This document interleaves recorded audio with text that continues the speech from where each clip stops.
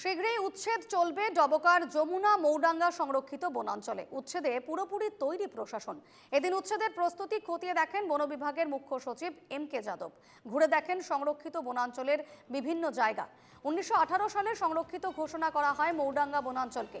বনাঞ্চলের 5,500 বিঘা জমিতে চলবে উচ্ছেদ। 1,250টি পরিবার রয়েছে এই বনাঞ্চলে।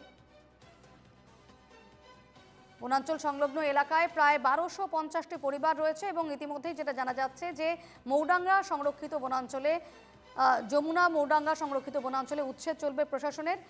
উচ্ছেদের প্রস্তুতি খতিয়ে দেখেন বন বিভাগের মুখ্য সচিব MK. Yadav.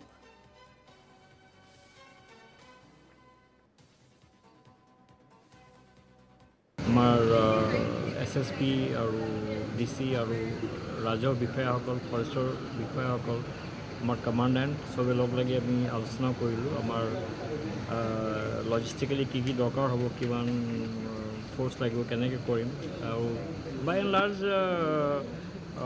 It is on track.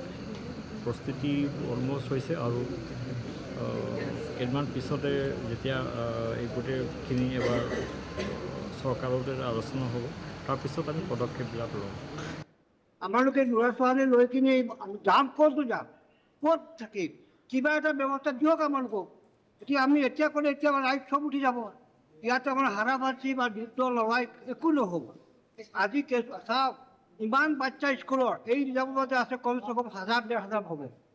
আজি এইটো আজি যদি আমালোকে উচ্ছেদ হয়, এই বাচ্চাখিনিৰ অৱস্থা কি হ'ব? এতিয়া ক'ত মানুহ হ'ব? যদি চৰকাৰে মানুহ চাইছে, ভাল চাইছে, তেনেহ'লে আমাৰ বাচ্চাবিলাক চাব লাগে। অলপ মৰম চৰম নাই নেকি? আমালোক মানুহ নহয় নেকি? আমালোক চৰকাৰ মানুহ নহয় নেকি? আমি চৰকাৰ ভোট দিয়া নহয় নেকি? আমালোকে দিছে কাৰণে হৈছে ৰজা হৈছে, মিনিষ্টাৰ হৈছে,